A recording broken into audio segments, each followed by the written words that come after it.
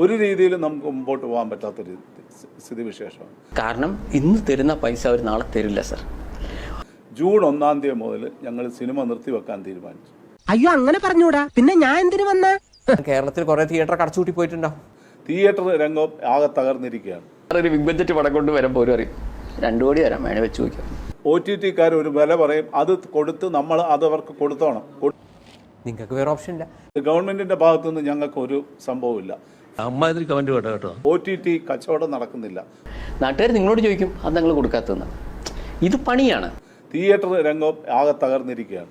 6 മാസം കൊണ്ടോ 10 മാസം കൊണ്ടോ ആണ് പൈസ നമുക്ക് തരുന്നത്. ഇനി ആ സമയത്ത് നിങ്ങൾ തിയേറ്ററിലേക്ക് പോകുമ്പോൾ ഈ തിയേറ്ററുകാർക്ക് ദേഷ്യം പിടിക്കും. കാരണം എല്ലാ പടവും അങ്ങോട്ടല്ലേ പോകുന്നത്.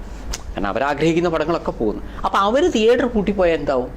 ഇങ്ങനെ സിനിമ മുമ്പോട്ട് പോവുകയാണെന്നുണ്ടെങ്കിൽ നമുക്ക് ഇനിയും അധികം കാലം പിടിച്ചു നിൽക്കാൻ പറ്റില്ല. എഴുതി വെച്ചോ, ഇവിടുത്തെ തിയേറ്ററൊക്കെ ഇവിടുത്തെ സൂപ്പർ താരങ്ങൾ തന്നെ കുറേ തിയേറ്റർ ഉണ്ടാക്കേണ്ട ഗതിയിടാവും. അതുകൊണ്ട് ഇത് ഒന്ന് നിർത്തുക, ഇത് എവിടെയെങ്കിലും ഒരു ഫുൾ സ്റ്റോപ്പ് ഇട്ടേ പറ്റൂ എന്നുള്ളൊരു തീരുമാനം. എനിക്ക് ഇവിടുത്തെ ഒരു സൂപ്പർ സ്റ്റാർ സ്വന്തം സിനിമ കഴിയുന്നത് OTT ചെയ്യരുത്. ഇത് ഇന്ന് നിങ്ങൾക്ക് ഗുണമാണ്, നാളെ നിങ്ങൾക്ക് മുട്ടം പണിയാണ് കിട്ടാൻ പോകുന്നത്.